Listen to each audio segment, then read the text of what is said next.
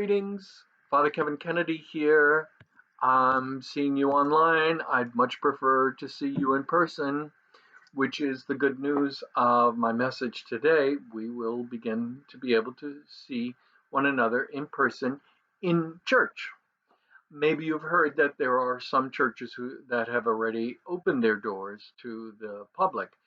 Washington, D.C. is a bit behind other places because of the spike of virus cases here. However, June 13th and 14th is the first weekend that we'll be able to celebrate Sunday Masses and open the doors and invite people in.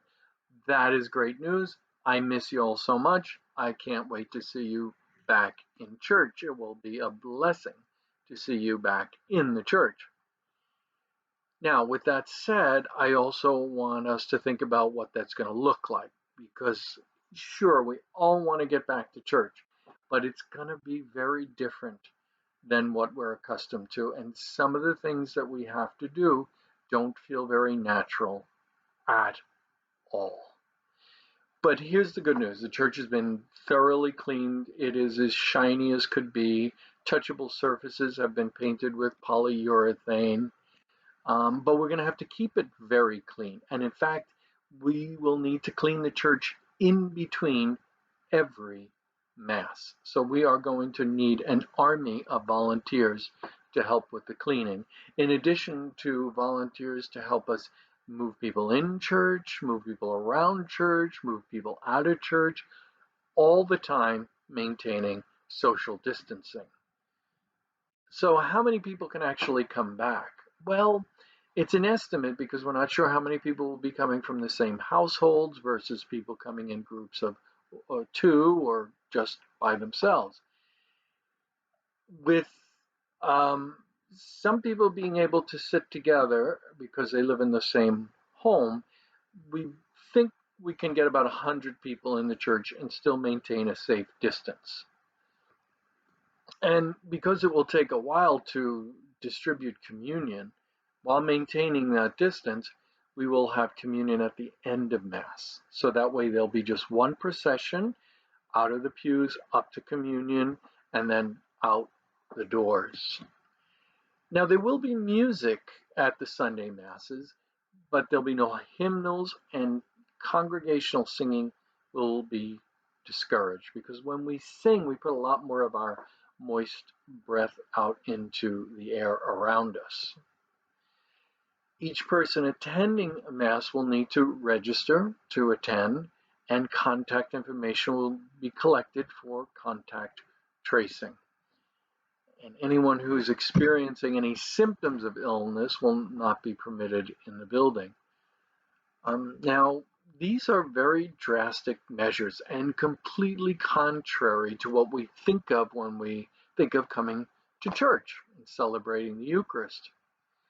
We have to do it because my primary concern is for your safety and health, and I want to respond to your spiritual needs. I'm very grateful to the Reentry Task Force that's been helping me kind of think through all of the regulations and the specifics of our church and how we can manage this whole effort. So thank you very much to Ms.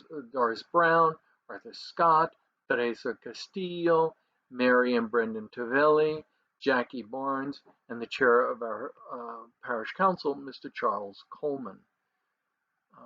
Because of all of the requirements to manage the number of people, the movement of people, and the cleaning of every Mass, we estimate that we can support 3 Masses.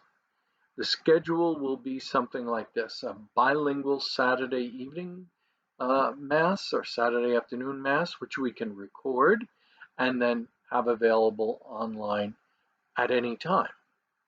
And then additionally, on Sunday, 1 Sunday Mass in English and 1 Sunday Mass in Spanish. Now, the exciting news is that we are improving our online Masses each week. We're learning a lot, and we will continue to make the Masses available online for the foreseeable future. And so you can always come to church online. We have to purchase a lot of new equipment to do that, so thank you very much to those who have continue to support the parish financially because we have actually a number of other expenses in order to support this new virtual church experience. So if you didn't get all of the details, in fact, I don't have a lot of the details right now, but more of the details and a survey will be sent to you at the beginning of next week.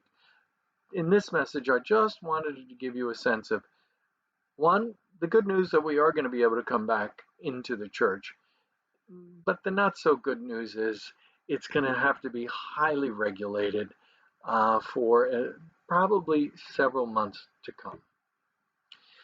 But here's something very important. If you have not registered to get our twice weekly e-bulletin, please go to the parish website, sgdc.church, and register to receive our twice weekly bulletin. If you know anybody in the parish, please tell him or her to do the same. Go to sgdc.church, and there's a space to put in your name and your email address, and that way we'll be able to keep you informed. God's grace will flow if you earnestly pray online or come to the church building. And so as we look forward to getting back in the church, let's also do so prudently so we can maintain health and safety for all. Pray for me, please. I am praying for you. God bless.